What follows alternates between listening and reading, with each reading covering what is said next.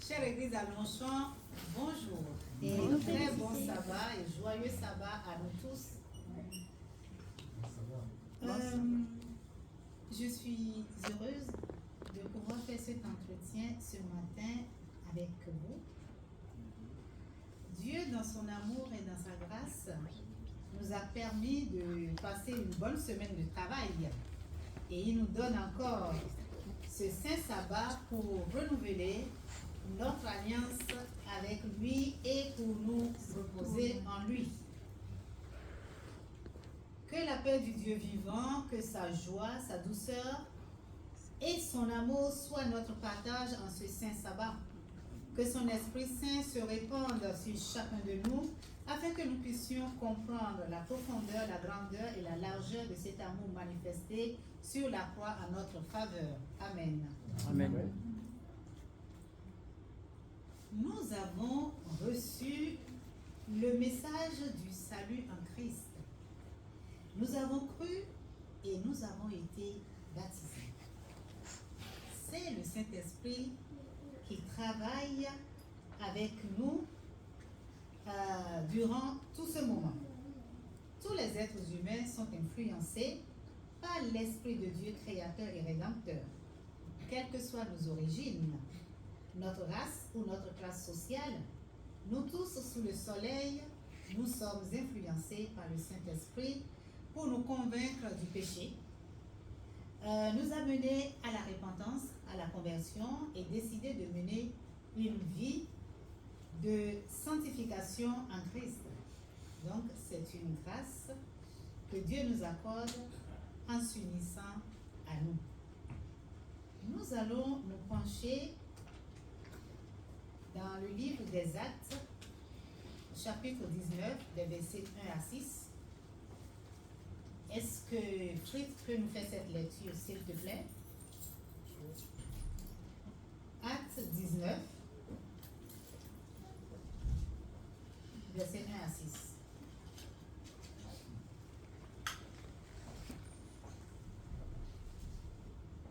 Pendant qu'Apollos était à Corinthe, Paul traversa la région montagneuse d'Asie mineure et arriva à Éphèse.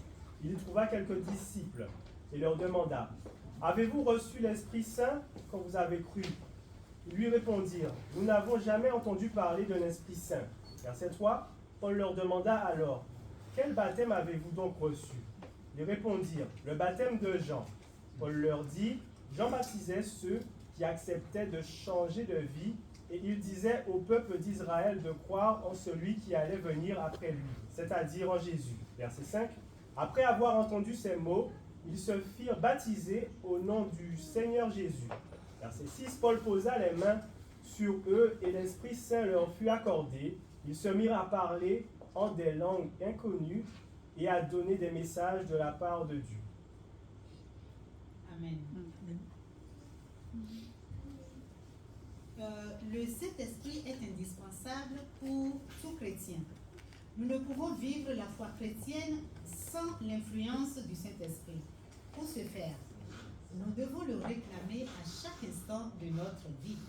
Il ne sera jamais de trop de parler du Saint-Esprit, de nous sensibiliser à réclamer sa présence en nous et de vivre sous son égide. Sans lui, nous serons des chrétiens charnels et non des chrétiens spirituels. Ce à quoi le Seigneur Jésus nous a appelés. Christ nous a appelés à être des chrétiens spirituels. Rappelons que le chrétien charnel est ce frère ou cette sœur en Christ qui vit selon la chair et le chrétien spirituel vit selon le Saint-Esprit.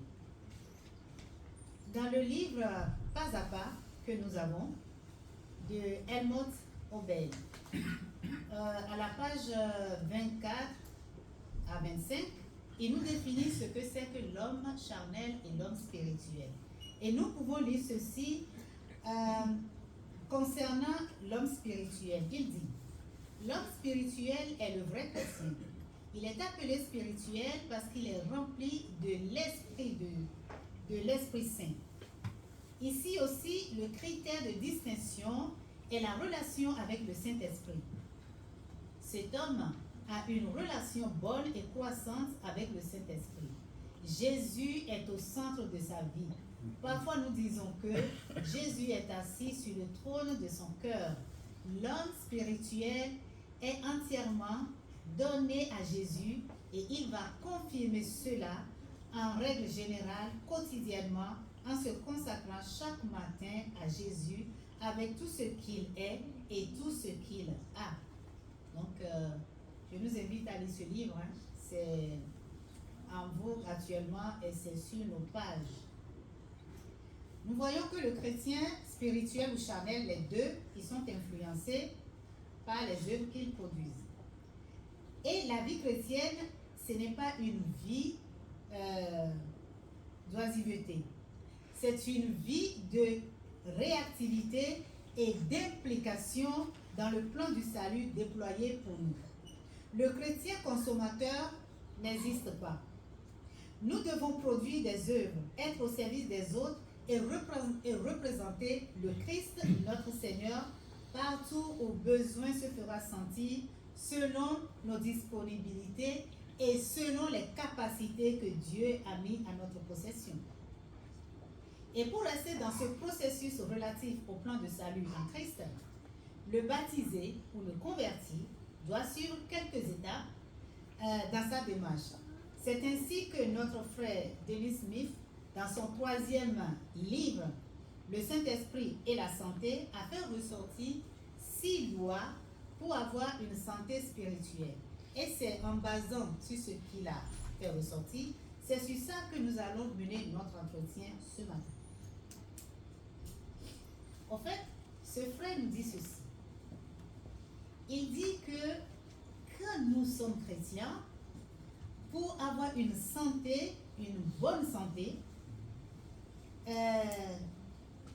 dans un premier temps, notre régime spirituel, ça doit être basé sur l'étude biblique. Donc, le désir de notre Dieu, c'est que nous soyons spirituellement en bonne santé. Tout comme nous avons besoin de bons aliments pour notre santé physique, nous avons aussi besoin de la nourriture spirituelle adéquate pour notre santé spirituelle. Et la Bible est la meilleure nourriture spirituelle qui soit des chrétiens. Nous devons étudier la Bible pour avoir la connaissance de Dieu, la sagesse de Dieu. Dans l'étude de cette parole, nous écouterons à recevoir la vie éternelle. La puissance de Dieu se trouve dans sa parole. Ne négligeons donc pas l'étude de la parole au quotidien. Nous pouvons lire dans Hébreux 4 au verset 12, « Car la parole de Dieu est si vivante et efficace, plus tranchante qu'une épée à 2 tranchants, pénétrant jusqu'à la division de l'âme et de l'esprit, des jointures et des moelles. Elle juge les pensées et les intentions du cœur. » Et Ellen White, en s'appuyant, nous dira, l'énergie créatrice qui a appelé le monde ou les mondes à l'existence se trouve dans la parole de Dieu. Cette parole transmet la puissance. Elle engendre la vie. Chaque commandement est une promesse adaptée par la volonté reçue dans l'âme. Elle apporte avec elle la vie de l'infini. Elle transforme la nature et recrée l'âme à l'image de Dieu. Nous trouvons cette citation dans le livre Éducation à la page 126. Ce n'est pas la parole de Dieu qu'on est de nouveau. Ce n'est pas la parole de Dieu que nous connaissons l'intention de Dieu. C'est par elle que nous expérimentons la sanctification. Et nous savons que sans la sanctification, personne ne verra Dieu. Puisque vous êtes nés de nouveau, non d'une semence corruptible, mais incorruptible, par la parole de Dieu qui vit et demeure pour toujours. C'est dans 1 Pierre 1,23. Sanctifie-les par ta vérité, ta parole est la vérité. Jean 17,17. C'est la parole qui nous sanctifie. Donc, l'étude de la parole, la lecture de la Bible. Pierre décrit en outre la puissance sanctifiante de Dieu dans la vie. Par elle, il nous a donné les plus grandes et les plus précieuses promesses afin que par elle, vous deveniez participants de la nature divine, après avoir échappé à la corruption qui existe dans le monde par la convoitise. Nous trouvons ça dans 2 Pierre 1 à 4. Si nous négligeons l'étude de la parole de Dieu, nous ne grandirons pas spirituellement pour ressembler à Christ. De plus, notre foi serait faible, car elle ne peut croître qu'en nous exposant à la parole de Dieu. Et nous lisons dans Romains 10, 17, ainsi la foi vient de ce qu'on entend. Et de ce qu'on entend vient. Amen. La connaissance de la parole de Dieu influencera notre vie. Elle augmente notre foi dans la prière et nous fait comprendre la volonté de Dieu afin que nous puissions avoir l'assurance qu'il répondra à nos prières. Nous avons auprès de lui cette assurance que si nous demandons quelque chose selon sa volonté, il nous écoute. Et si nous savons qu'il nous écoute, quoi que nous demandions, nous savons que nous possédons ce que nous avons demandé. C'est dans 1 Jean 5, 14 à 15. Et dans chaque commandement et dans chaque promesse de la parole de Dieu se trouve la puissance, la vie même de Dieu, grâce à laquelle le commandement peut être accompli et la promesse réalisée. Celui qui reçoit la parole par la foi reçoit la vie et le caractère même de Dieu. Donc, sans la parole, nous ne pouvons pas aller de l'avant. Donc, pour obtenir une bonne santé spirituelle, nous devons chaque jour prendre du temps pour nous nourrir de la parole de Dieu. Donc, une bonne santé spirituelle aura également un effet positif sur notre santé physique et émotionnelle. Puisque 3 Jean 2 nous dit, bien-aimé, je souhaite que tu prospères et sois en bonne santé, tout comme prospère ton âme. Donc, nous sommes appelés à étudier la Bible, à lire la Bible. C'est ainsi que nous allons avoir une bonne santé spirituelle. Et nous allons voir qu'il y a un deuxième aspect dont parle ce frère. Il nous faut avoir de les freins, qui est la prière, le renouvellement de l'esprit. Donc la prière, c'est le souffle de l'âme et la clé de la puissance spirituelle. La prière est essentielle à la vie spirituelle comme l'air est vital pour le corps.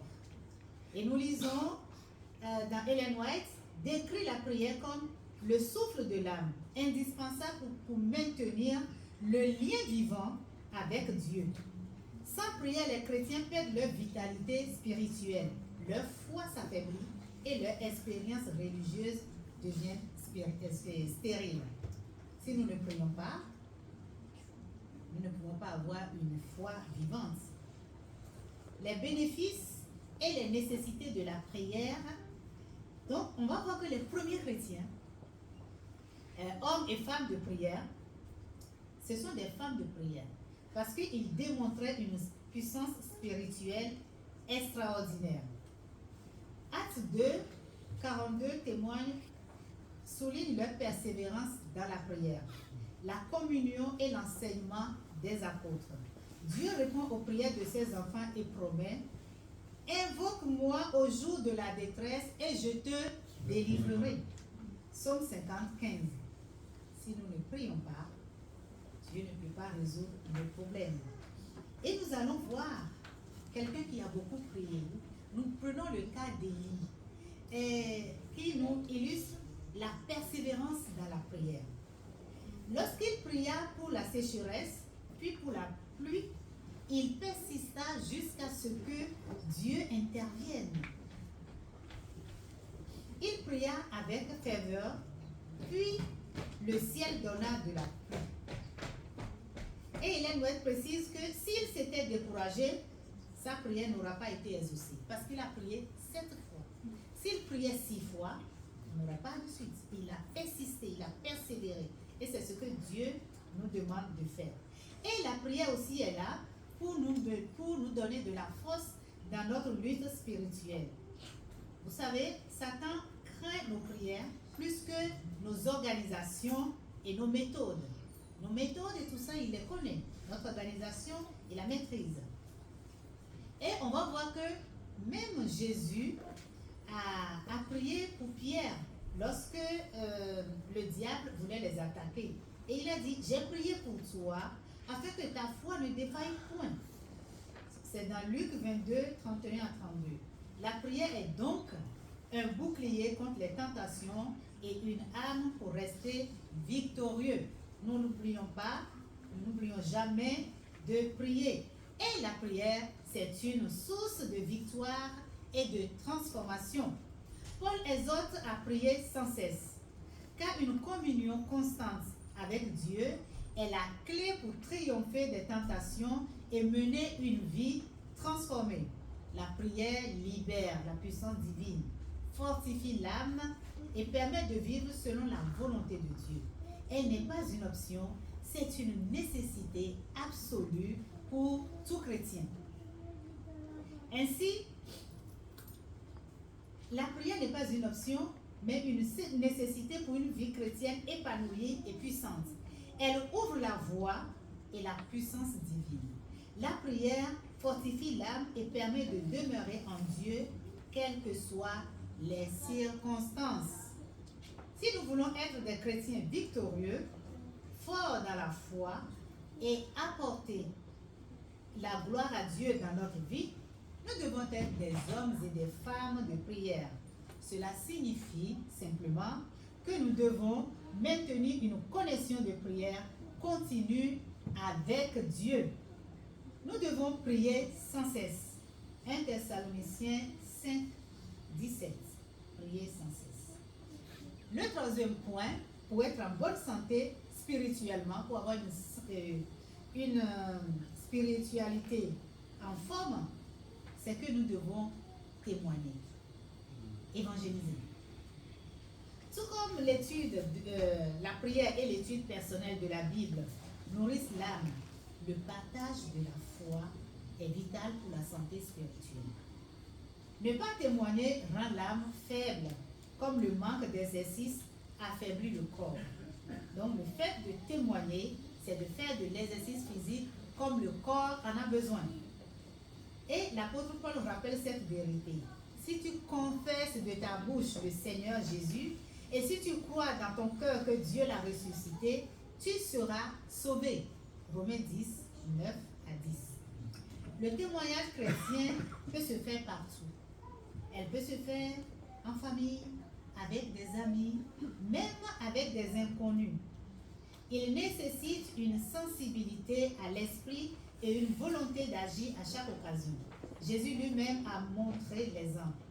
Il se mêlait aux gens, répondait à leurs besoins, gagnait leur confiance, puis leur disait « Suivez-moi ». Ce modèle invite à témoigner avec empathie, car les gens se soucient plus de ce que nous leur apportons que de ce que nous savons.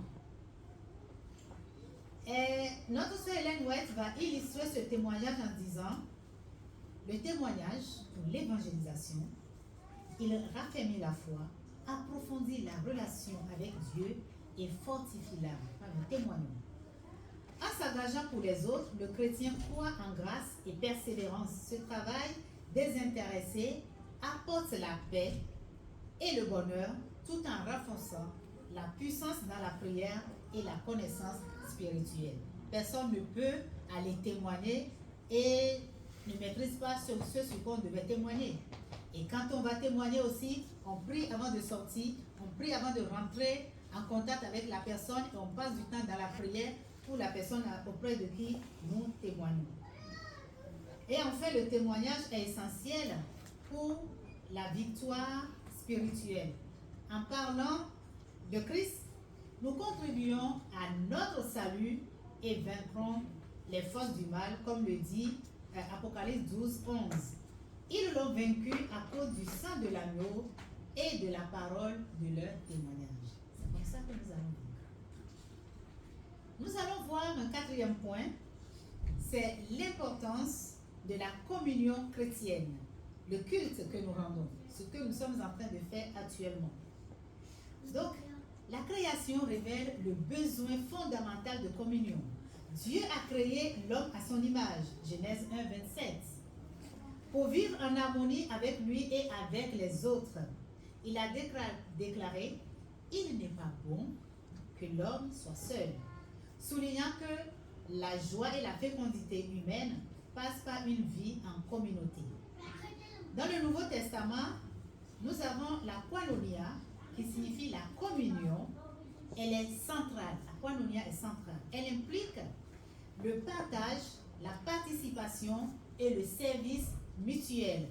L'Église primitive incarnait cette communion. Ils persévéraient dans l'enseignement des apôtres, dans la communion fraternelle, dans la fraction du pain et dans les prières. Acte 2, 42. Cette vie communautaire répond aux besoins émotionnels, spirituels et physiques, favorisant ainsi la guérison et la croissance dans la foi. L'apôtre Paul souligne que les croyants doivent porter les fardeaux les uns des autres. C'est ce que nous devons faire. Galates 6, 2. Et s'édifier mutuellement dans l'amour pour atteindre la stature parfaite en Christ. Éphésiens 4, 16. Jacques, de son côté, appelle les croyants à la confession et à la prière mutuelle pour la guérison. Jacques 5, 16. Et on va voir que Paul explique qu'une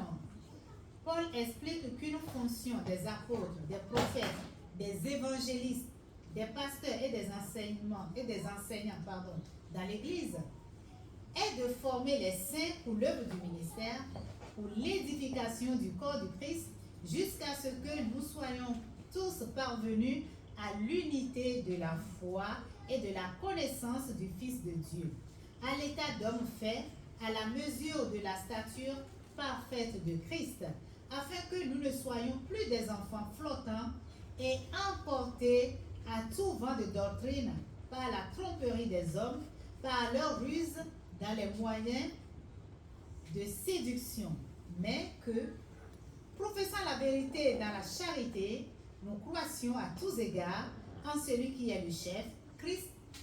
C'est de lui et grâce à tous les liens de son assistance que tout le corps bien coordonné et formant un solide assemblage tire son accroissement selon la force qui convient à chacune de ses parties et s'édifie lui-même dans la charité.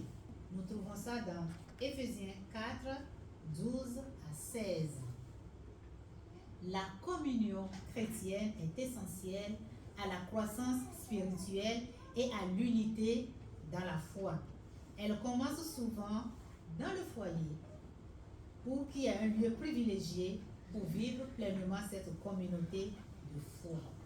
Nous devons vivre et participer à la communion, participer à la communauté à laquelle nous participons. À Longchamp ici, nous devons être présents dans l'Église, présents pour l'Église. Nous devons être actifs. C'est dans notre intérêt parce que notre santé spirituelle en dépend. Et maintenant, nous allons voir un cinquième point que ce frère développe dans son livre en disant le régime alimentaire et le lien entre le régime alimentaire et la santé spirituelle. Nous associons souvent, quand on nous parle de régime alimentaire, on passe à la santé physique, à la santé du corps. Il est vrai que l'alimentation et la santé physique sont étroitement liées. Cependant, l'alimentation a également un lien fort avec la santé spirituelle. Paul a associé la nourriture et la boisson à la spiritualité lorsqu'il a écrit « Soit donc que vous mangiez, soit que vous buviez, soit que vous fassiez quelque autre chose, faites tout pour la gloire de Dieu. » C'est dans 1 Corinthiens 10, verset 31. Nous allons voir que la première attaque de Satan contre l'humanité a été sur le plan de l'appétit avec nos premiers parents, Adam et Ève. la femme vit que l'arbre était bon à manger et agréable à la vue, et qu'il était précieux pour ouvrir l'intelligence. Elle prit de son fruit et en mangea, et elle donna aussi à son mari qui était auprès d'elle, et il en mangea. En se livrant au plaisir d'un appétit perverti, l'homme perd sa puissance de résister à la tentation. Et nous allons voir que Jésus aussi, le deuxième Adam, a été tenté sur la nourriture. Jésus, rempli du Saint-Esprit, revint du Jourdain et il fut conduit par l'Esprit dans le désert. Et il fut tenté par le diable pendant 40 jours. Il ne mangea rien durant ces jours-là, et après qu'il fut écoulé, il eut faim. Le diable lui dit, si tu es fils de Dieu, ordonne à cette pierre qu'elle devienne du pain. Luc 4, 1 à 3. Christ a remporté la victoire sur l'appétit par la foi à la parole de Dieu. Lorsqu'il répond à Satan, il est écrit, l'homme ne vivra pas de pain seulement, mais de toute parole de Dieu. Amen. Amen. Des habitudes alimentaires malsaines émousseront notre sens du bien et du mal, affaiblissant ainsi les défenses contre Satan. La raison est que le régime alimentaire affecte le cerveau, qui est le centre de contrôle de toutes nos actions. Le cerveau est l'organe et l'instrument de l'esprit et contrôle tout le corps. Afin que les autres parties du système soient en bonne santé, le cerveau aussi doit être en bonne santé. Et pour que le cerveau soit en bonne santé, le sang doit être pur. Si par de bonnes habitudes alimentaires et de boissons, le sang est maintenu pur, le cerveau sera convenablement nourri. Puisque Dieu communique avec nous par notre cerveau, un cerveau en bonne santé lui permet de le faire efficacement. En conséquence, Satan fait tout ce qu'il peut pour rendre nos cerveaux aussi malsains que possible. Et nous allons voir que dans ma vie d'aujourd'hui, à la page 148, nous pouvons lire « Les nerfs du cerveau qui communiquent avec le système sont le seul moyen par lequel le ciel peut communiquer avec l'homme et affecte sa vie intime. Tout ce qui perturbe la circulation des courants électriques dans le système nerveux diminue la force des pouvoirs vitaux et le résultat est un engourdissement des sensibilités de l'esprit.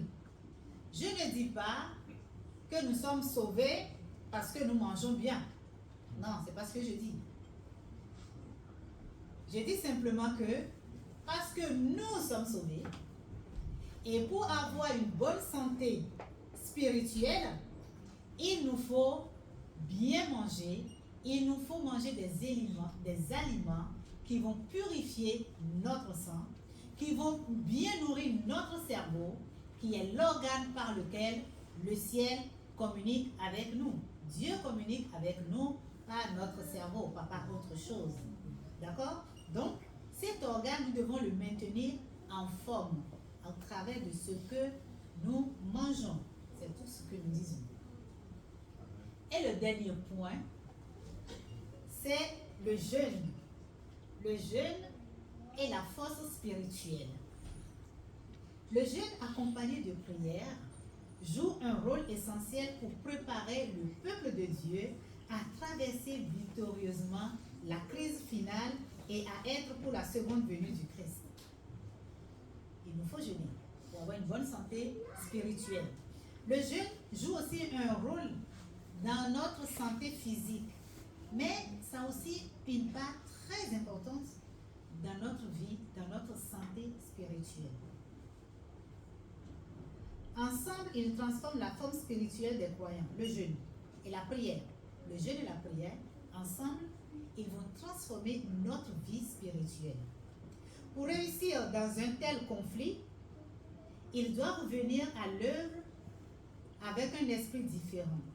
Leur foi doit être renforcée par la prière fervente, le jeûne et l'humiliation du cœur. C'est dans Jésus-Christ que je lis cette partie. Ils doivent être vidés d'eux-mêmes et remplis de l'esprit et de la puissance de Dieu. Une supplication fervente et persévérante à Dieu avec foi. Une foi qui mène à une entière dépendance à Dieu et une consécration sans réserve à son œuvre est la seule manière d'obtenir l'aide du Saint-Esprit dans la lutte contre les principautés et les puissances, les dirigeants et les ténèbres et les dirigeants des ténèbres de ce monde et les esprits méchants dans les lieux célestes. Vous et moi, si nous ne jeûnons pas, si nous ne prions pas, nous ne pouvons pas vaincre les tentations. Nous ne pouvons pas vaincre les mauvais caractères que nous avons. Nous serons toujours des chrétiens charnels. Et à chaque instant, nous allons prier, demander à Dieu, pardonne-moi tel péché, pardonne, et notre prière va être toujours la même chose.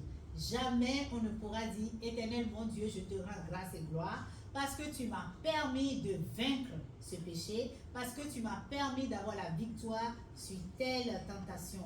Nous ne pouvons pas le faire si nous ne jeûnons pas et si nous ne prions pas. Le jeûne et la prière, ça va de pair. Alors, nous allons voir comment le jeûne et la prière nous fortifient-ils spirituellement. Jésus a lié une foi forte à la prière et au jeûne. Jésus lui-même, il a fait. Il a confirmé que c'était à cause de l'incrédulité des disciples qu'ils n'avaient pas pu chasser le démon lorsque le père d'un enfant avait amené son enfant pour la guérison.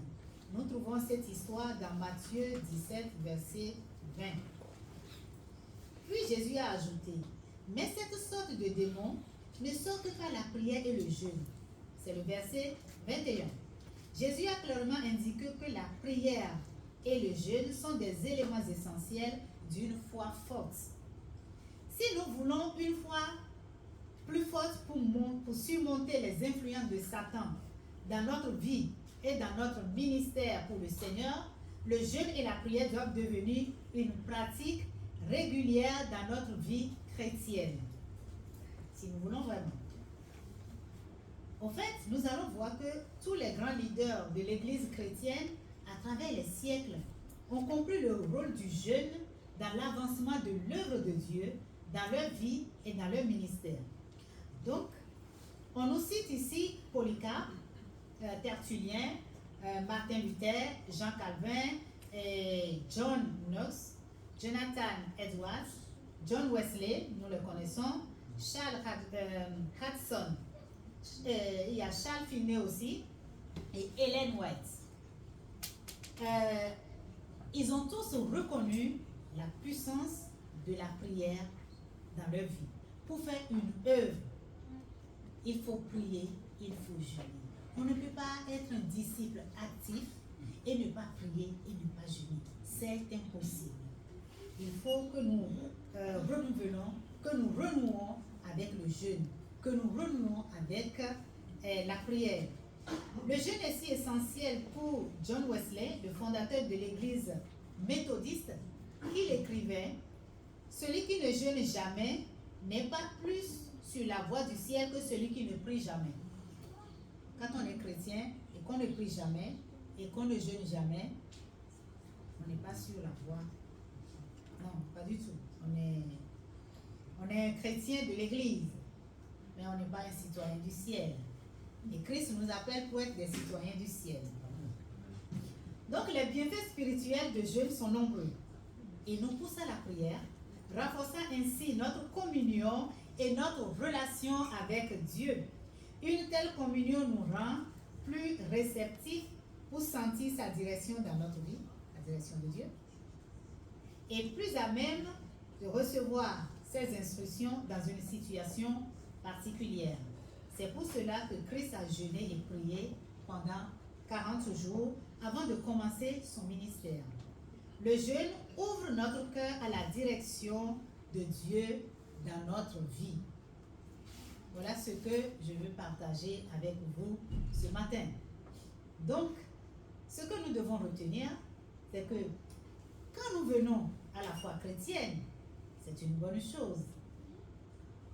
quand nous sommes baptisés, nous venons, nous fréquentons une église, c'est une très bonne chose. Mais il faut chercher à être en bonne santé spirituellement. Et notre bonne santé spirituelle, ça passe par la relation que nous avons avec le Saint-Esprit. Et il faudrait aussi nous nourrir. On peut pas, si on a le Saint-Esprit, il faudrait maintenant faire des démarches au jour le jour. Il faut étudier la Bible, il faut prier. D'accord?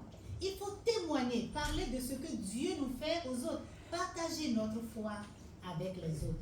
Il nous faut une alimentation qui va nous pousser à avoir une bonne santé physique, nourrir bien notre cerveau, parce que quand Dieu veut nous parler, il nous parle par le cerveau. Maintenant, si nous mangeons des choses qui nous fatiguent déjà, des aliments frelatés et tout ça, ça ne nous permet pas d'être éveillés en nous-mêmes. On est engourdi et le Saint-Esprit, quand il va nous parler, on ne peut pas recevoir ce qu'il nous dit. Et après, il faut jeûner. L'homme ne vivra pas simplement de pain. Il faut jeûner, il faut passer du temps dans le jeûne et dans la prière. On a le jeûne, ça s'apprend. On apprend à jeûner. On ne peut pas dire j'ai jamais jeûné, je ne sais pas jeûner. On apprend. On n'apprend pas à faire un demi-jeûne. C'est-à-dire qu'on va manger le soir, le matin on ne mange pas et à midi on va manger. Voilà, on apprend. Et ainsi de suite jusqu'à ce qu'on arrive à jeûner 24 heures chrono. Du coucher du soleil jusqu'à l'autre coucher du soleil, on s'abstient de nourriture, on prie, on chante, on lit la Bible, on rend gloire à Dieu et on va voir que on se sent bien. Voilà des expériences que nous sommes appelés à vivre en tant que chrétiens si nous voulons avoir une santé spirituelle. La santé physique, nous connaissons les 8 lois de la santé, nous les maîtrisons. Maintenant, il nous faut aussi s'occuper de notre spirituel parce que notre Seigneur revient bientôt. Que Dieu nous aide et nous fortifie. L'Église. Amen. Amen.